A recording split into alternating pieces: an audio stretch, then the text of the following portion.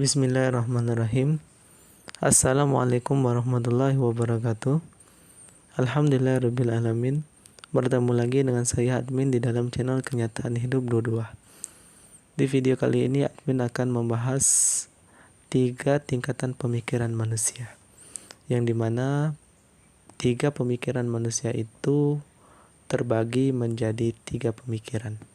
Yang pertama adalah pemikiran mitos, yang kedua pemikiran filsafat, dan yang ketiga adalah pemikiran ilmu. Pemikiran mitos adalah pemikiran yang mengikuti sebuah prasangka tanpa melihat data-data yang ada dan sebuah kenyataan. Jadi pada pemikiran mitos ini, manusia itu terjebak kepada satu pemikiran yang baku, satu pemikiran yang tidak kreatif, satu pemikiran yang terkadang bertentangan dengan sebuah kenyataan. Jadi contohnya seperti mitos tentang bidadari yang turun ke bumi pada saat ada pelangi, atau pelangi itu adalah sebuah naga yang sedang minum. Seperti matahari, gerhana matahari itu tandanya ditelan oleh naga. Nah, ini adalah sebuah pemikiran mitos-mitos yang berkembang di masyarakat. Pemikiran mitos ini adalah sebuah pemikiran yang tidak menggunakan logika. Mereka melihat sebuah fenomena, lalu mengaitkan fenomena tersebut dengan sebuah cerita-cerita, yang mana cerita ini didapatkan dari sebuah prasangka atau cerita-cerita orang terdahulu. Jadi pemikiran itulah pemikiran mitos. Mereka belum menggunakan logika untuk berpikir. Jadi dulu itu para filsuf terdahulu itu juga pernah memandang keadaan masyarakatnya pada saat di Yunani kuno dulu. Mereka percaya tentang mitos, dewa-dewi, tanpa melupakan logika dan ilmu pengetahuan. Yang kedua ini adalah pemikiran filsafat.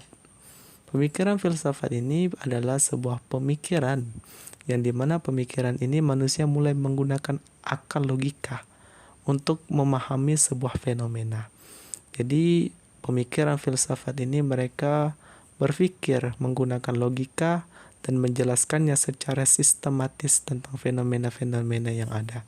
Seperti turunnya hujan bukan karena kekuatan dewa-dewi, tapi adanya matahari yang membuat panas air di permukaan bumi itu menguap, jadilah sebuah awan dan jadilah sebuah hujan. Jadi bukan karena dewa-dewi yang dipikirkan oleh orang-orang Yunani dulu. Jadi seorang filsuf itu mulai berpikir menggunakan rasio, menggunakan akal pada saat ini, pada zaman itu. Nah, yang pemikiran kedua inilah adalah cikal bakal pemikiran yang ketiga, yaitu pemikiran ilmu pengetahuan. Jadi setelah manusia memahami dengan logika, merenungi fenomena-fenomena yang ada, dan menjadikannya sebuah data, yang ketiga ini adalah pemikiran ilmu. Jadi mereka melakukan sebuah riset, melakukan sebuah uji coba, sehingga dengan uji coba itu perkembangan peradaban manusia mulai berkembang. Jadi berkembang pesat hingga saat ini.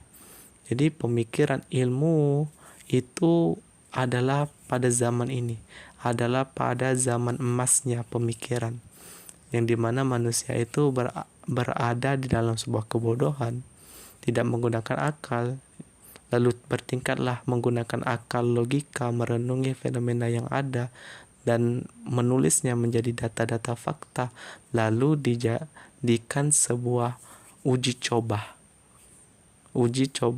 lalu berkembanglah uji coba itu hingga saat ini. Jadi ada 3 tingkatan pemikiran manusia.